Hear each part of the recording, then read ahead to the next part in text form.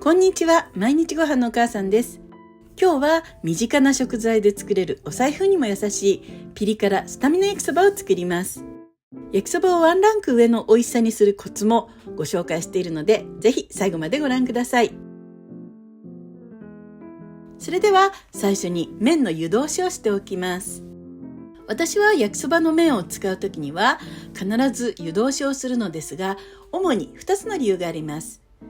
それは麺に付着している油を落とすためと短時間で炒めるためです。まず油についてですが、焼きそばの麺ってくっつかないように表面に油が付着していますよね。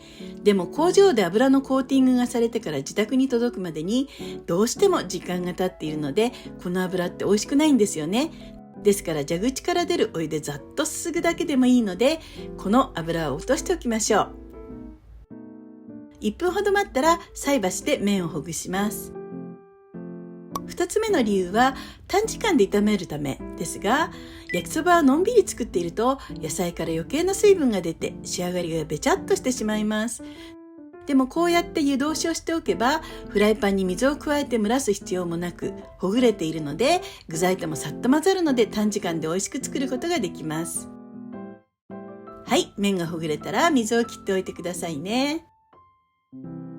湯通しした後のお湯にはこんな感じで油がたくさん浮いてますよ。結構な量ですよね。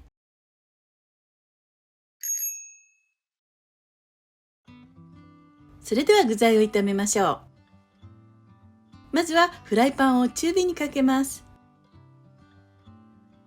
フライパンがしっかり温まったらサラダ油大さじ1を敷きます。油も温まったらひき肉をすべて入れます。ひき肉をほぐしながらよく炒めましょう。普通は豚こまやバラ肉を使うと思いますが、ひき肉ならば切らずにそのまま炒めるだけ。包丁やまな板が汚れないのが嬉しいですよね。はい、こんな感じでひき肉の色が変わって完全に火が通り、肉からもしっかり脂が出ていれば一度火を止めます。それではひき肉に味付けをします。麺に付属している粉末ソースの素1袋だけ使います。豆板醤大さじ1、オイスターソース大さじ1。豆板醤やオイスターソースがご自宅になかったり、辛いものが苦手な方は粉末ソースの素を2袋とも入れていただくだけでも大丈夫ですよ。調味料を入れたら混ぜ合わせます。よく混ざったらもう一度火をつけて弱火で調味料にしっかりと火を通します。中華の調味料は加熱をすることで香りが強く立ちますし、食材との馴染みも良くなるんですよ。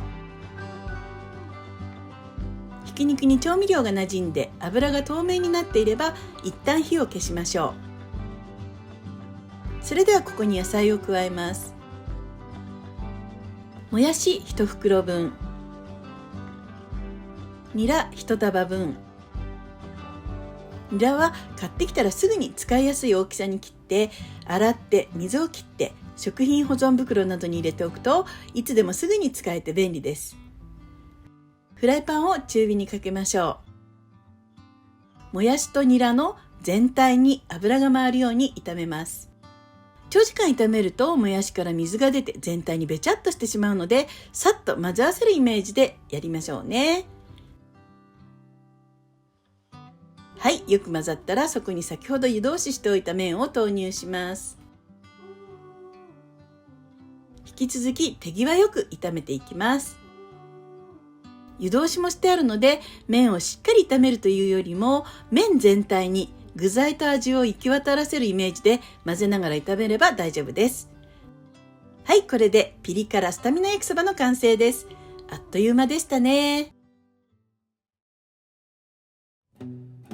ということで早速食べてみましょう。いただきます。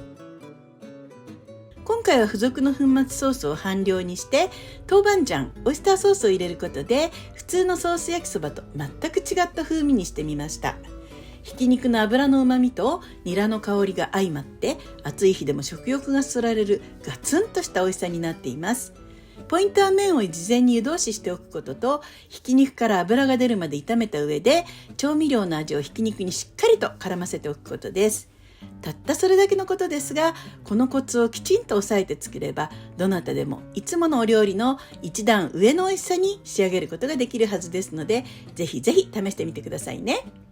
それでは今日の動画はここまでです。次回の動画でまたお会いしましょう。また見てね。